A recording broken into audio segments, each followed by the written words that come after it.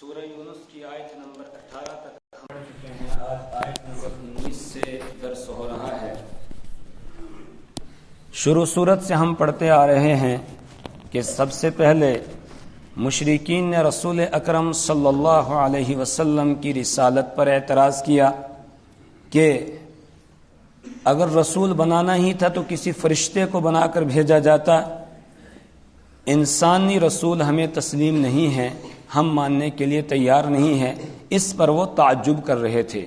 تو اللہ تبارک و تعالیٰ کی طرف سے اس کا جواب دیا گیا کہ انسانوں کے لیے انسان ہی کو پیغمبر بنا کر بھیجنا یہی عقل مندی ہے اور یہی عقل کا تقاضا ہے. اگر کسی اور مخلوق کو بنا دیا جائے تو پھر اس کو نمونہ کیسے بنایا جائے گا، کس طرح اس کی پیروی کی جائے گی؟ یہ بے عقل بات ہے. تعجب اس پر نہیں ہے کہ انسانوں میں سے انسان کو رسول بنا کر کیوں بھیجا. تعجب تو اس پہ ہونا چاہیے کہ انسانوں کے لیے کسی اور مخلوق کو پیغمبر بنا کر بھیجا جائے. یہ تعجب کی بات ہے. اس کے بعد پھر انہوں نے کہا چلو ٹھیک ہے، پھر ہم میں سے کسی بڑے مالدار انسان کے اوپر قرآن نازل ہوتا، اس کو پیغمبر بنایا جاتا. تو اس پر بھی جواب دیا کہ یہ تو اللہ ہی جانتا ہے کہ کس کو پیغمبر بنانا ہے، کس کے اندر صلاحیت ہے، کس کو اس نے منتخب کیا ہے. اللہ کے یہاں مالداری یا عہدہ اس کی کوئی حیثیت نہیں ہے. پھر ان کا یہ اعتراض ہوا کہ آپ ایسا کیجئے، قرآن پاک کو تھوڑا سا یا تو دوسرا قرآن لے آئیے یا اس میں تھوڑی تبدیلی کر دیجئے تاکہ اس میں جو ہمارے شرک کی برائی بیان کی جاتی ہے، شرک کی تردید کی جاتی ہے، یہ نہ ہو. تو پھر ہم ماننے کے لیے تیار ہیں. اس پر بھی ان کو سمجھایا گیا کہ جو شرک تم کر رہے ہو خود ہی بتاؤ، انصاف کرو کہ جن چیزوں کو تم اللہ کے ساتھ شریک ٹھہرا رہے ہو کس بنیاد پر ان کو شریک ٹھہرا رہے ہو؟ کیا تمہارے پاس کوئی دلیل ہے اس کے بارے میں؟ کوئی دلیل نہیں ہے. تم خود مانتے ہو نفع اور نقصان ان کے قبضے میں نہیں ہے، پھر کیوں ان کو شریک ٹھہرا رہے ہو؟ پھر انہوں نے کہا ہا اولئک شفعاؤنا عند اللہ، یہ ہمارے سفارشی ہیں اللہ کے یہاں، ہم ان سے مانگتے ہیں، یہ ہم کو وہاں سے لے کر دیتے ہیں. اس کا بھی جواب دیا کہ اللہ نے کوئی سفارشی نہیں بنایا ہے. اگر اللہ کا کوئی سفارشی ہوتا جو اللہ کے یہاں سفارش کر رہا ہو تو پھر اللہ بتاتا اس کو کہ ہاں فلانا میرا سفارشی ہے، تم اس کے پاس جاؤ اور اس سے جا کر کہنا وہ مجھ سے کہے گا تو پھر میں تمہارے کام کروں گا. نہیں، ایسا نہیں ہے. وہ تو کہہ رہا ہے مجھ سے مانگو، میں تمہاری دعا اور پکار کو سنوں گا. بیچ میں کسی واسطے کو لانے کی کوئی ضرورت نہیں ہے. وقال ربکم ادعونی استجب لکم، تمہارا رب کہتا ہے ادعونی، مجھ سے مانگو، استجب لکم، میں تمہاری دعا اور پکار کو سنتا ہوں. اگر کوئی سفارشی ہوتا تو ضرور اس کے علم میں ہوتا اور پھر وہ بتاتا، لیکن ایسا نہیں ہے. اب وہ کہتے ہیں نا کہ مرغے کی ایک ٹانگ، تو پھر بھی جو ہے وہ بات ان کی سمجھ میں نہیں آئی. پھر کہنے لگے سب کچھ ٹھیک ہے لیکن ہمارا مذہب قدیم ہے،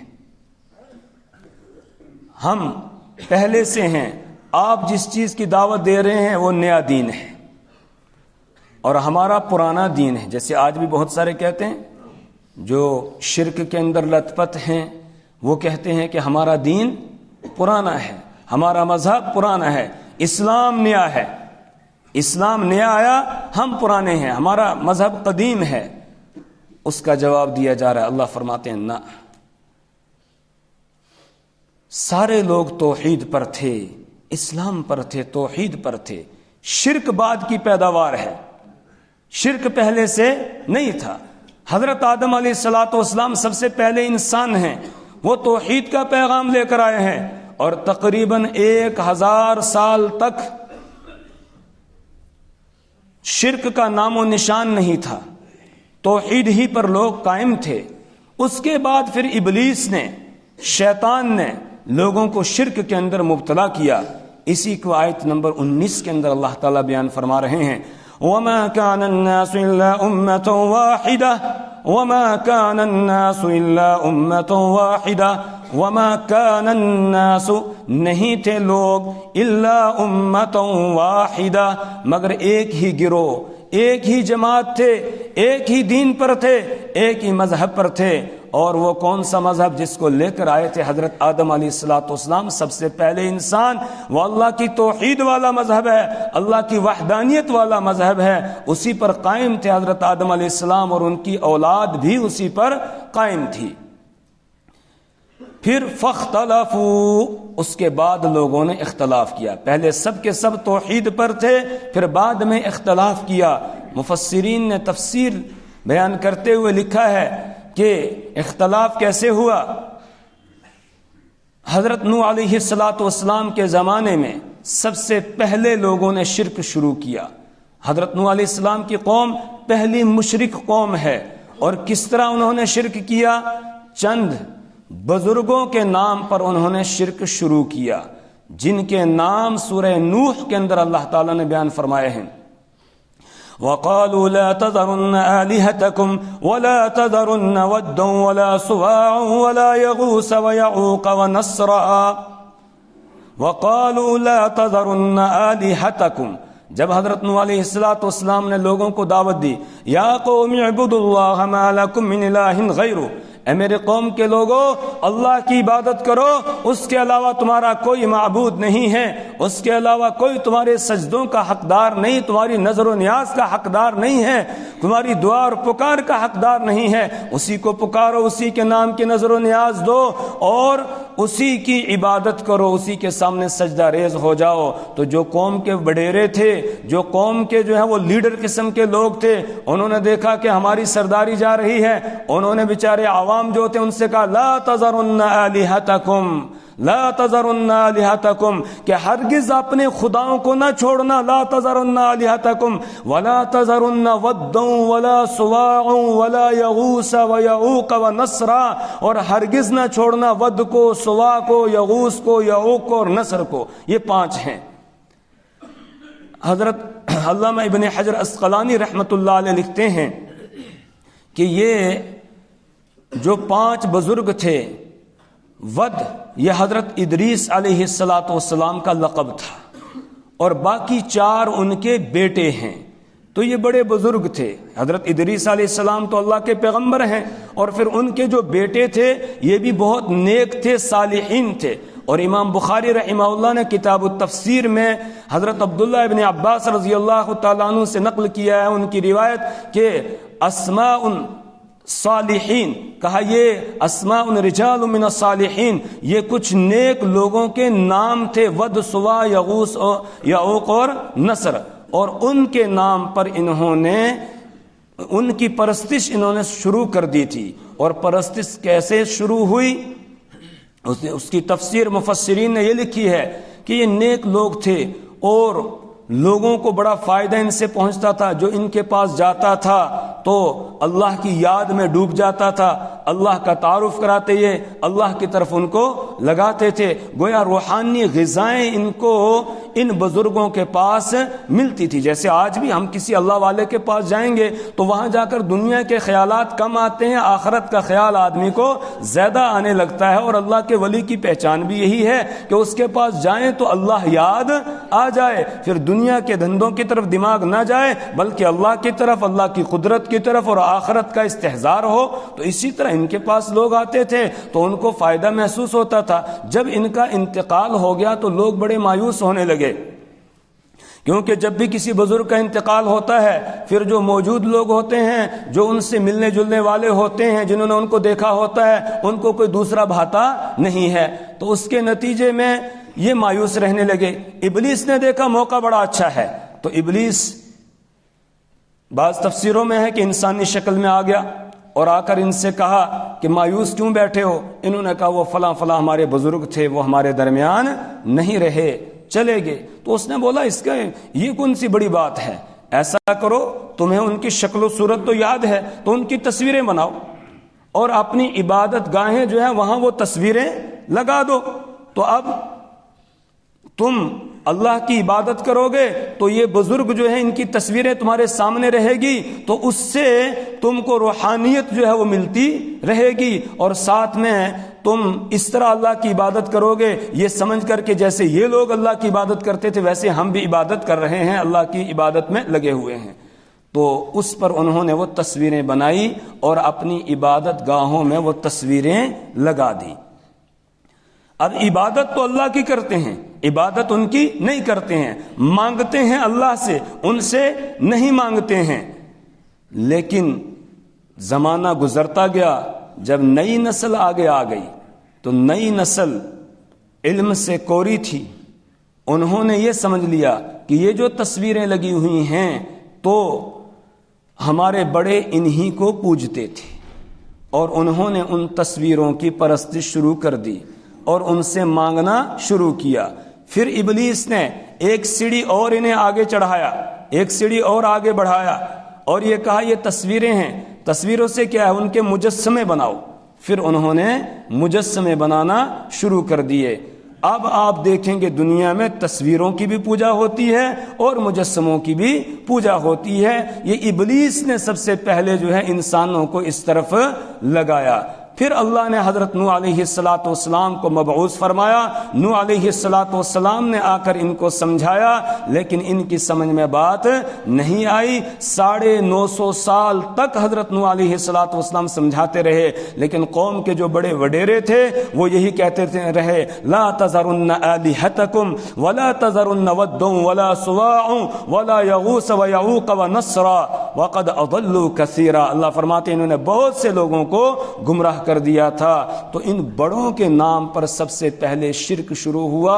اور اگر آج آپ دیکھیں گے، آج ہم میں سے بھی کلمہ پڑھنے والوں میں سے بہت سارے گھروں میں آپ دیکھیں گے بزرگوں کی تصویریں لگی ہوئی ہیں۔ بعض خانقاہوں کے اندر آپ دیکھیں گے کہ جو بزرگ تھا اس بزرگ کی تصویر انہوں نے لگا لی ہے، جبکہ تصویر کی حرمت جو ہے اس میں کسی کا اختلاف نہیں ہے، امت میں سے کسی نے بھی تصویر کی حرمت میں اختلاف نہیں کیا۔ اور رسول پاک صلی اللہ علیہ وسلم نے فرمایا کہ جس گھر میں تصویر ہو اس گھر میں اللہ کے فرشتے نہیں آتے ہیں۔ ایک مرتبہ جبرائیل امین نے رسول پاک صلی اللہ علیہ وسلم سے وعدہ کیا کہ میں آپ سے رات کو ملاقات کے لیے آؤں گا۔ رسول پاک صلی اللہ علیہ وسلم کو جبرائیل امین کی ملاقات بہت اچھی لگتی تھی، آپ کو انتظار رہتا تھا، اس لیے بار بار آپ آسمان کی طرف بھی دیکھا کرتے تھے کہ جبرائیل امین آ رہے ہیں کہ نہیں آ رہے ہیں۔ تو اس رات جبرائیل امین نہیں آئے ملاقات کے لیے۔ رسول پاک صلی اللہ علیہ وسلم کو بڑا دکھ ہوا کہ جبرائیل امین نے وعدہ کیا تھا پھر بھی نہیں آئے، وجہ کیا ہوئی؟ صبح کو رسول پاک صلی اللہ علیہ وسلم نے دیکھا کہ آپ کی چارپائی کے نیچے کتے کا ایک چھوٹا سا پلہ تھا۔ تو رسول پاک صلی اللہ علیہ وسلم نے اس کو وہاں سے نکلوایا اور پھر اس جگہ پانی کا چھڑکاؤ کروایا۔ اس کے بعد تھوڑی دیر کے بعد جبرائیل امین آ گئے۔ تو جبرائیل علیہ السلام جیسے آئے، رسول پاک صلی اللہ علیہ وسلم نے دریافت کیا، جبرائیل آپ نے تو رات کو آنے کا وعدہ کیا تھا، پھر آپ نہیں آئے۔ تو جبرائیل امین نے جواب دیا کہ ہم فرشتوں کا گروہ ایسے گھر میں داخل نہیں ہوتا ہے جس میں تصویر ہو یا پھر کتا ہو۔ جس گھر میں تصویر ہو یا کتا ہو اس گھر میں ہم فرشتوں کا گروہ داخل نہیں ہوتا ہے۔ پھر رسول پاک صلی اللہ علیہ وسلم نے کتوں کے مارنے کا بھی حکم دیا، اور کہ جو کتا ملے اس کو مار دو، یہ ٹھیک جانور نہیں ہے۔ اس کے بعد پھر اللہ کی طرف سے جو ایک کھیتی کی رکھوالی والا کتا ہوتا ہے یا شکاری کتا ہوتا ہے یا مال مویشی کی رکھوالی کے لیے کتا ہوتا ہے، اس کی اجازت دے دی، لیکن شوقیہ طور پر کتا پالنا اب بھی حرام ہے، منع ہے۔ جس گھر میں وہ شوقیہ کتا ہوگا اس میں اللہ کی رحمت کے فرشتے داخل نہیں ہوتے ہیں۔ اسی طرح جس گھر میں تصویر لگی ہوئی ہو اس گھر میں بھی رحمت کے فرشتے داخل نہیں ہوتے ہیں۔ رسول پاک صلی اللہ علیہ وسلم تشریف لائے، حضرت عائشہ رضی اللہ تعالی عنہ نے گھر میں ایک پردہ لگایا تھا الماری کے باہر، اور اس کے اوپر کسی جاندار کی تصویر بنی ہوئی تھی۔ آپ صلی اللہ علیہ وسلم گھر سے اندر داخل نہیں ہوئے، اور اس کے بعد آپ نے فرمایا یہ تصویر کیوں لائی ہے؟ پہلے اس کو اتارو۔ اس کو اتارا گیا، اس کے بعد پھر رسول پاک صلی اللہ علیہ وسلم تشریف لائے اور پھر اس کپڑے کو پھاڑ کے حضرت عائشہ رضی اللہ تعالی عنہ نے تکیوں کے غلاف بنا دیے آپ کے گھر کے لیے۔ تو وہ تصویر جب پھاڑ دیا اس کو تو تصویر ختم ہو گئی۔ تو جس گھر میں جاندار کی تصویر ہوتی ہے وہاں رحمت کے فرشتے داخل نہیں ہوتے ہیں، اور ہمارا دماغ شیطان نے اس طرف پھیر دیا کہ اگر اللہ کے ولی کی تصویر گھر میں ہوگی تو رحمت نازل ہوگی، کام بنیں گے۔ اور اب تو باقاعدہ ایک تصویر بکتی ہے سائیں بابا کے نام سے. ابھی آپ چلے جائیں آج ہی چاہے سٹی میں بازار میں وہ گنبد پوڑیاں ہیں نا, ان کو اوپر چڑھ کے آپ جائیں گے تو وہاں وہ زیارت ہے, اس کے باہر بکتی ہیں وہ تصویریں سائیں بابا کی. بہت سارے لوگ لا کر اس کو گھر میں لگاتے ہیں اور سمجھتے ہیں یہ باعث برکت ہے. اور کچھ تو صبح اٹھ کے اس کے سامنے اگربتیاں بھی جلاتے ہیں اور کچھ جو ہے وہ چراغ بھی جلاتے ہیں. تو پھر ہم میں اور غیروں میں کوئی فرق رہا؟ بتائیں, ہم میں اور دوسروں میں کوئی فرق رہا؟ کوئی فرق ہم میں اور ان میں نہیں رہا. تو گھروں میں تصویر نہیں لگانی ہے. بہت سارے اپنے والد صاحب کی تصویر لگا لیتے ہیں, بہت سارے اور کسی بزرگ کی تصویر لگا لیتے ہیں. تصویریں جو ہے یہ نہیں, یہ تو ضرورت کے تحت تصویر جو ہے وہ اٹھائی جا سکتی ہے.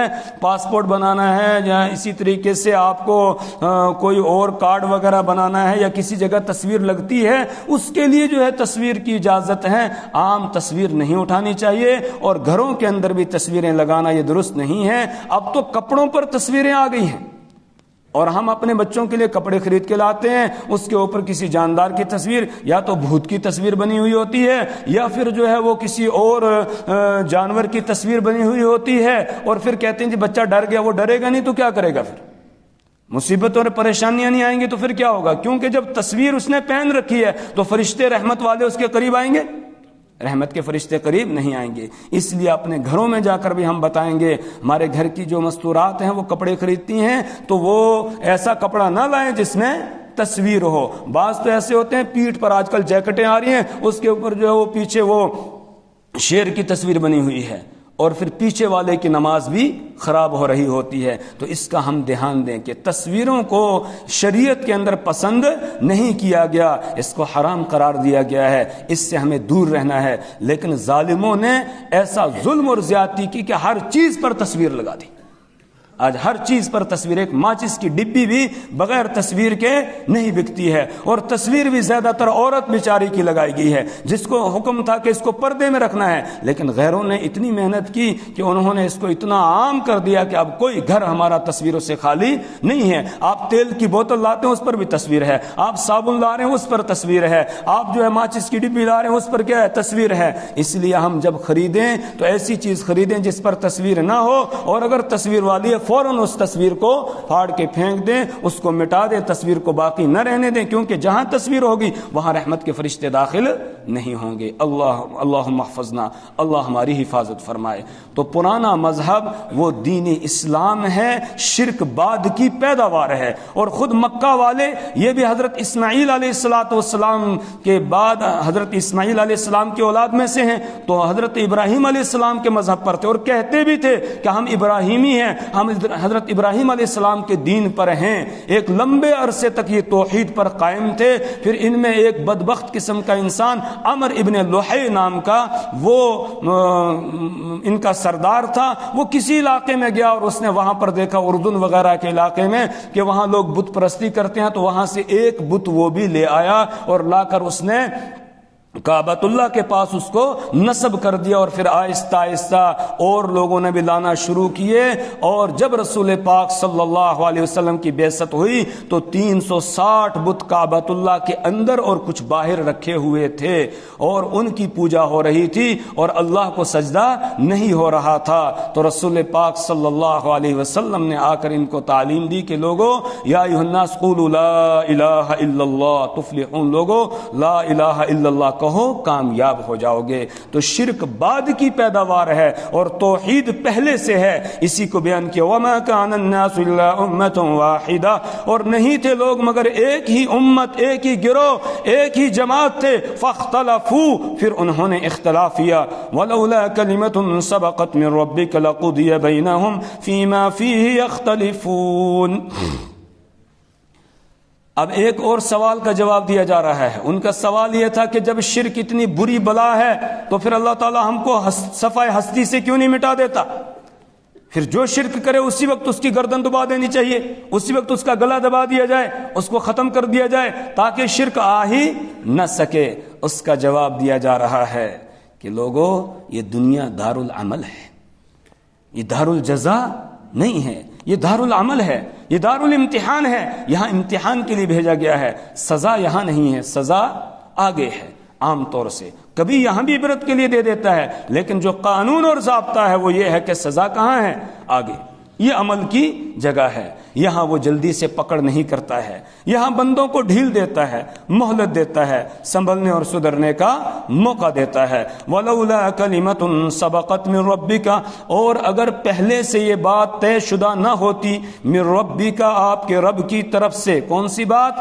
کہ یہ دنیا دار العمل ہے، دار الجزاء، بدلے اور سزا کی جگہ یہ نہیں ہے، تو لَقُضِيَ بَيْنَهُمْ، ان کے درمیان فیصلہ کر دیا جاتا، فیما کانوا فیہ یختلفون، ان چیزوں میں جن میں یہ اختلاف کر رہے ہیں، جن کو یہ خدا کا شریک ٹھہرا رہے ہیں اور شرک کو توحید کے ساتھ ملا رہے ہیں، اس میں ان کا فیصلہ کر دیا جاتا، یعنی ان کو صفحہ ہستی سے مٹا دیا جاتا، ان کو سزا دے دی جاتی، لیکن پہلے سے اس کے یہاں یہ بات طے شدہ ہے کہ دنیا دار العمل ہے، یہ جزا کی جگہ نہیں ہے، جزا تو آگے ہے، سزا تو آگے ہے۔ ہاں کبھی عبرت کے لیے یہاں بھی وہ دے دیتا ہے کسی کو، تاکہ دوسروں کو عبرت حاصل ہو جائے، جیسے گزشتہ بہت ساری قوموں پر ایک لمبے عرصے تک ان کو ڈھیل دی گئی، مہلت دی گئی، اور پھر ان کی رسی کھینچ لی گئی اور پھر ان کو سزا دے دی گئی، لیکن وہ عبرت کے لیے ہے، اصل سزا تو آخرت کی سزا ہے۔ ترجمہ دیکھ لیجئے، وَمَا كَانَ النَّاسُ إِلَّا أُمَّةً وَاحِدَةً، اور نہیں تھے لوگ مگر ایک ہی جماعت، فاختلفوا، پھر انہوں نے اختلاف کیا، ولولا کلمۃ، اور اگر نہ ہوتی یہ بات سبقت جو پہلے سے طے شدہ تھی، من ربک، تیرے رب کی طرف سے، لقضی بینہم، تو فیصلہ کر دیا جاتا ان کے درمیان، فیما فیہ یختلفون، ان چیزوں میں جن میں یہ اختلاف کر رہے تھے۔ اللہ تعالی ہمیں اپنی کتاب کی سمجھ اور فہم عطا فرمائے، اللہ اعمال صالحہ کی توفیق عطا فرمائے، برے اعمال سے اللہ ہمیں اور ہماری نسلوں کو محفوظ فرمائے۔ سبحان اللہ و بحمدہ، سبحانک اللہم و بحمدک۔